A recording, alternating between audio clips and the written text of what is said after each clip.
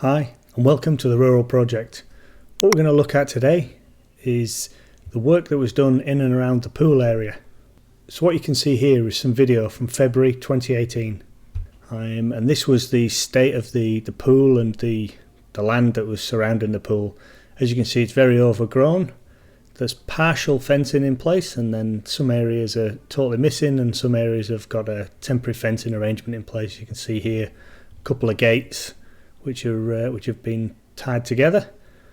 So one of the first things we did was started to tackle all the plants and everything that was overgrown so we could actually see what we were dealing with.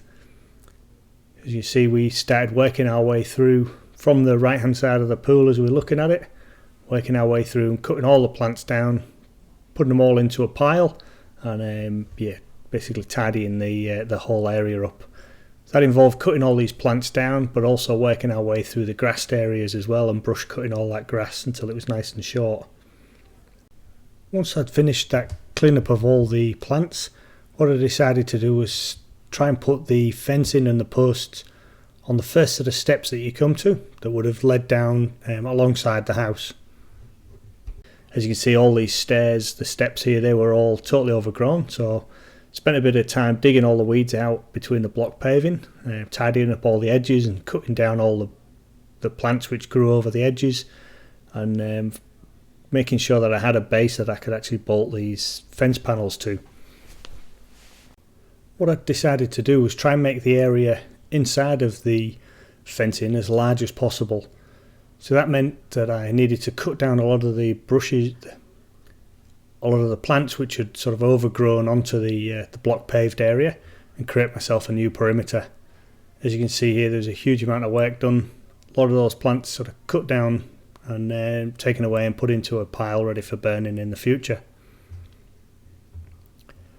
Once I'd completed that task, I then had a good understanding of what space I had available, and I could then set about measuring and finding out how many fence panels I required.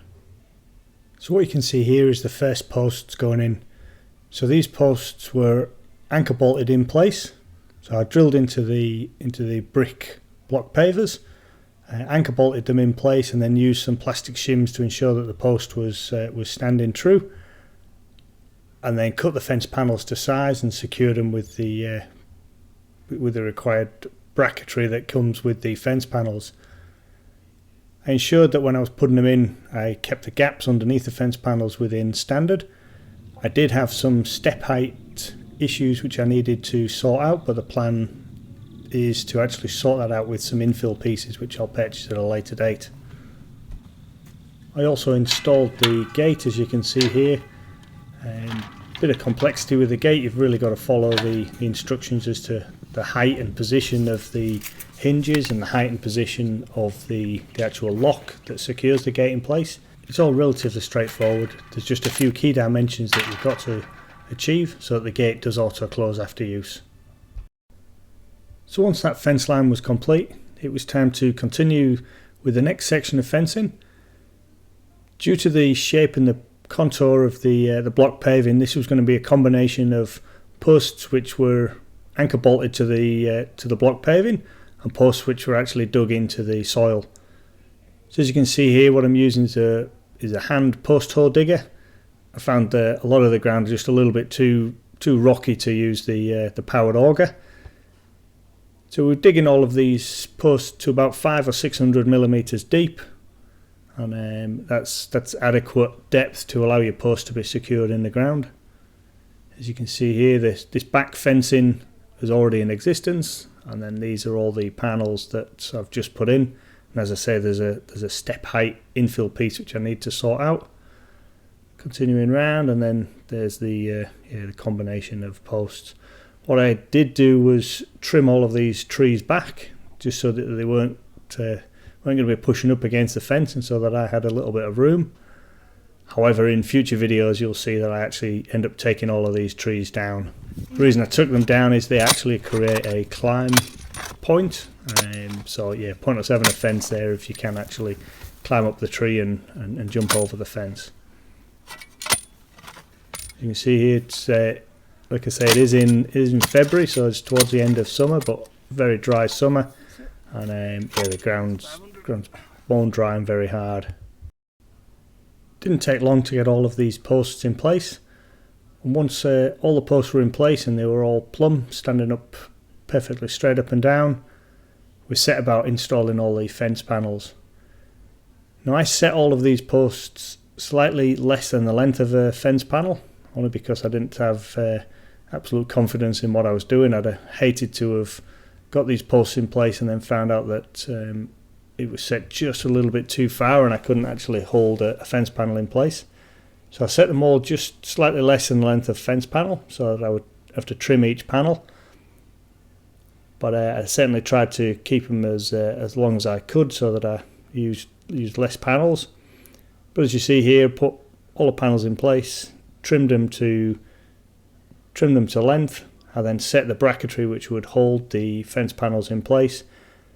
Set it on one side and made sure that the panel was level, and then secured it in place. It's quite an easy process, but there is a little bit of backwards and forwards when there's just one of you working on it. It's much easier when you've got two people.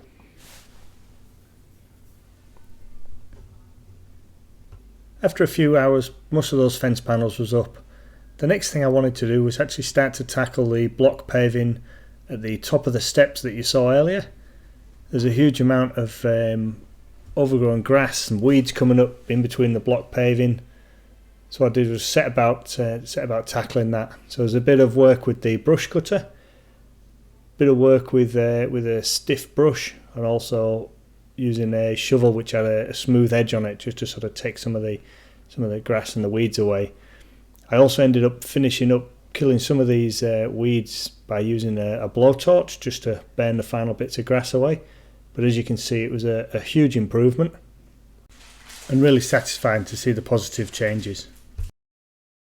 Once that was done, the next area I wanted to tackle was what I guess is the back of the pool area. There was no fencing in there in the past, so what I did was started a process of putting the posts in. One of the holes that I dug for the posts, I found a pipe in there.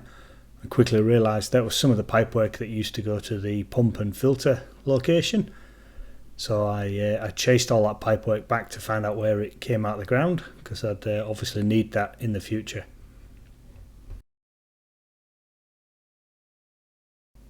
Installing the posts in this area wasn't easy. I found a rock shelf that run right across where the fence line was going to be. And as you can see, the ground was sloping from the back down to the front of the pool area. But I managed to get all the posts in and then set about putting the fence panels in. As you can see here, there's a huge step differential as the panels step down. But again, I'll fix that at a later date. Once all those panels started to go in, I also started then the process of removing the temporary fencing that was there. So that was just star pickets and a wire mesh fence that had been installed as a temporary arrangement.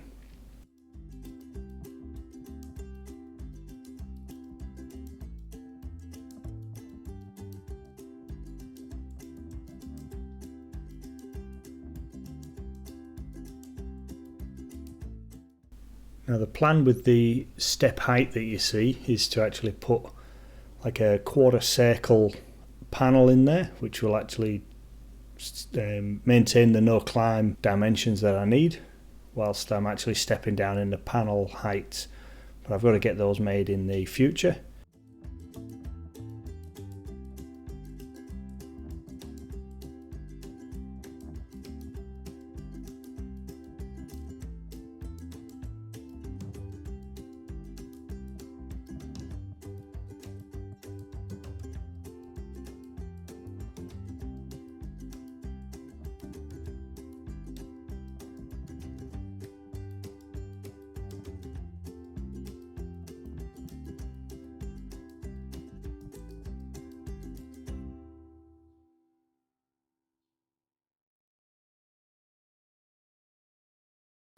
Now to tackle the step differential that I was getting at the bottom of the panels, as I was obviously having a straight panel traversing across a sloped surface, what I decided to do there was actually install some steps.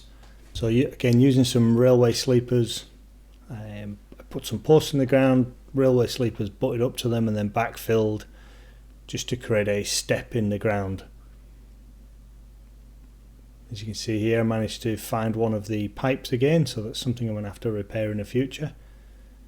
But I ended up putting 2 of these steps in, and that actually allowed me to then fill in the gaps that was underneath the fence panels.